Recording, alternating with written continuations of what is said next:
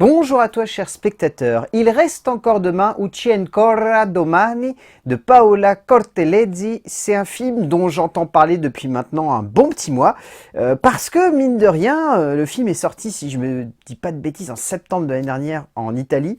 Il a réuni 5 millions de spectateurs. Alors ça peut sembler anecdotique par rapport à certains gros chiffres que nos films français font ou que les films internationaux font au box-office français, mais le cinéma italien va mal. Il y a très peu de films qui marchent, la production est assez chaotique, et voir un film comme ça sortir du lot, lorsqu'on est un petit peu cinéphile et qu'on est intrigué par ce type de projet, on a tout de suite envie de voir ce que ça peut donner en salle, parce que s'il y a 5 millions d'Italiens qui vont le voir, c'est pas pour rien. Le résumé pour faire simple, Delia n'a pas la vie la plus heureuse du monde, même si elle se réjouit du futur mariage de sa fille et qu'elle fait tout son possible pour faire tenir sa famille. Mais entre un mari qui la bat et un quotidien rude, celle-ci commence à vouloir pour elle un avenir meilleur. Bon, pointons du doigt tout de suite ce qui doit être pointé du doigt, ça n'est pas un film qui brille par son originalité. D'un point de vue dramatique, c'est très formel, voire même classique. Mais il y a une telle maîtrise de l'exécution de la part de Paola Cortellesi qu'on ne peut que être embarqué par ce projet. Le film que nous offre la cinéaste italienne est vraiment abouti. C'est un film qui parvient de manière très intelligente à construire à la fois une histoire de famille, mais aussi une histoire de femme, qui parvient à la fois à mêler le portrait d'une mère au foyer qui a envie de faire en sorte que sa famille aille le mieux possible, et en même temps simplement celui d'un être humain qui a envie d'avancer et de ne pas être freiné par l'entourage ou même un mari plus radicalement abusif qui l'empêche de s'accomplir en tant que tel. Et c'est dans la maîtrise de ces deux aspects d'écriture et dans la composition visuelle et esthétique que la cinéaste parvient à donner à son film que tout brille. Et que vraiment on se laisse embarquer dans un film qui, je trouve, est vraiment maîtrisé. C'est pas un film devant lequel j'ai été estomaqué par la nouveauté ou la créativité globale du projet, mais devant lequel je me suis dit, il y a une cinéaste qui avait une idée précise de ce qu'elle voulait développer, construire et donner en tant que film, et ça donne lieu à ce moment de cinéma qui, vraiment, émotionnellement, est très prenant.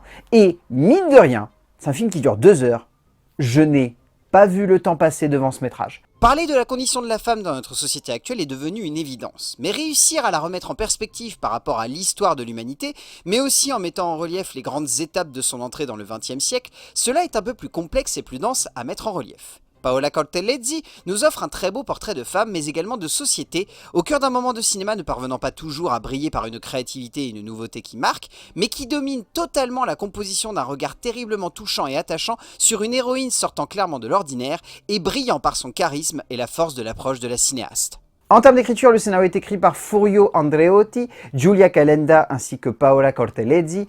J'aime en fait que cette écriture, elle parte d'une base classique ou sommaire en tout cas, c'est-à-dire un portrait de famille. Par le biais de cette base, ces 3 auteurs ont envie d'évoquer beaucoup de choses. Déjà, le fait de prendre ce contexte, l'Italie d'après Seconde Guerre mondiale, le film se passe en 45-46, précisément c'est jamais évoqué, mais on sait clairement que les 2 guerres sont passées par là et que l'Italie en est ressortie clairement meurtrie, ce qui est parfaitement symbolisé d'ailleurs par Ivano, le mari en fait de Delia, qui est l'incarnation même de l'Italie meurtrie qui préfère passer sa main en fait sur son épouse plutôt que d'assumer que le passé a été fait et qu'il n'y a plus rien à y faire.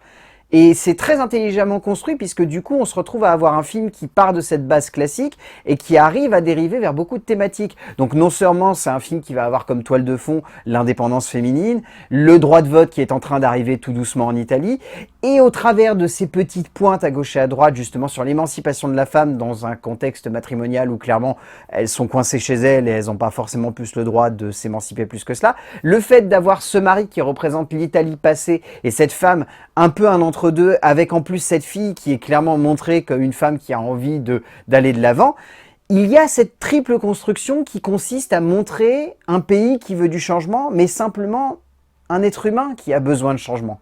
Un être humain qui a besoin d'avancer, de s'émanciper, de grandir, de progresser, d'apprendre de ses erreurs, quitte à parfois voir un peu sa fille reproduire les mêmes erreurs et peut-être chercher juste à lui faire prendre conscience que parce qu'elle en a fait, c'est pas pour autant qu'il faut répéter la même chose en se disant simplement je vais à l'encontre de ce que a fait ma mère. Andreotti, Calenda et Cortellesi centrent le plus possible ce portrait autour d'un mystère dramatique faisant finalement assez bien tenir notre avancée émotionnelle dans ce récit qui sinon serait tombé dans le portrait un peu trop pathétique d'une femme se laissant bercer par un quotidien qu'elle ne domine plus. Les trois auteurs ont réussi à donner lieu, par le biais de cette base simple, à une véritable force d'impact à l'avancée du récit, mais également à l'immersion du spectateur, qui ne fait plus simplement que constater la situation de cette femme, mais qui attend avec une véritable impatience une révélation qui donnera toute sa forme et sa force à ce portrait qui gagnera en relief. En termes de mise en scène, j'ai eu un peu peur au début lorsque j'ai découvert que Paola Cortellesi était également scénariste et actrice au sein de ce projet. Qui plus est, elle tient le rôle principal. Donc, j'ai eu une petite crainte. Je me suis dit, on est peut-être typiquement sur le genre de film qui va uniquement montrer de très bons acteurs, mais qui va pas avoir grand-chose de plus.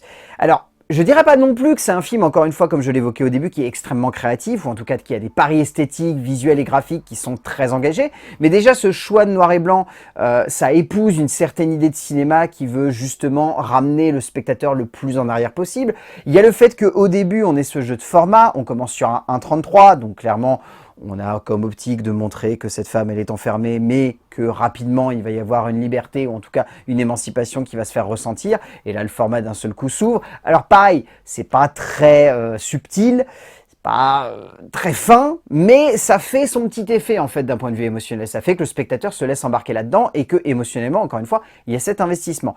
Donc, je dirais pas que Cortellesi, elle arrive à pleinement maîtriser son long métrage en termes de mise en scène, mais elle sait comment bien l'emmener. Et c'est là, en fait, que l'idée de maîtrise, elle vient. Pour moi, ça n'est pas une maîtrise technique, c'est une maîtrise émotionnelle, affective et artistique. C'est-à-dire qu'il n'y a pas une envie de vouloir proposer un long métrage qui, techniquement, va être hyper avancé, va proposer des plans qui vont être vraiment géniaux. C'est un film qui, juste, parvient de manière très intelligente à nous faire ressentir de manière cohérente au fur et à mesure que le récit avance une émotion qui est constamment à fleur de peau. Et c'est dans cette maîtrise que je trouve que la cinéaste parvient à emmener son film. Et donc du coup, a donné la sensation que son film est formellement très bien construit. La cinéaste italienne cherche le plus possible à jouer sur l'ambiguïté du ton, amusant le spectateur par ses petites touches d'humour souvent divertissantes, mais également piquantes quant à son fond, et parvenant également à amener des scènes très touchantes et émouvantes autour de l'avancée de cette famille. Le brio de Cortellesi, cinéaste et actrice, est de ne pas chercher constamment à se mettre uniquement en relief, mais à dominer l'ensemble de ses personnages pour construire une émotion qui ne soit pas simplement à fleur de peau, comme le pitch pourrait le laisser penser, mais qui va un peu plus loin pour donner lieu à un ensemble visuel fort, comme évoqué avant, mais également impactant. En termes de casting, je trouve celui-ci très impressionnant.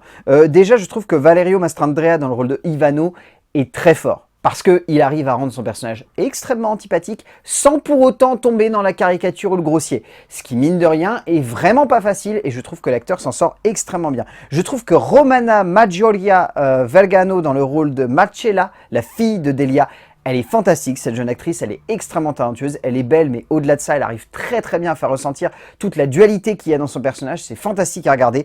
Emanuela Fanelli, Giorgio Colangeli, Vinicio Marcioni, on a également Yonov Joseph dans le rôle de William, petit rôle secondaire, mais qui je trouve a vraiment son petit impact. Je citerai aussi Alessia Barella, qui est vraiment très très bonne également, mais vous vous en doutez, la réalisatrice et scénariste, et donc l'actrice principale, c'est elle en fait qui porte ce long métrage. Mais ce qui est intelligent, c'est qu'il se passe ce que j'ai évoqué dans la mise en scène. Elle se met au service du reste de ses acteurs. Donc, elle est certes celle qu'on retient, mais elle ne fait jamais en sorte qu'on la privilégie au détriment des autres, ce qui est très fort mine de rien. Paola Cortellesi porte totalement son film, dominant le casting avec une aisance folle, celle-ci donnant une énergie rare à une femme qui aurait pu vite tomber dans le pathos facile, mais qui devient au fil de son avancée une véritable guerrière. Au bout du compte, il reste encore demain, Ucce ancora domani.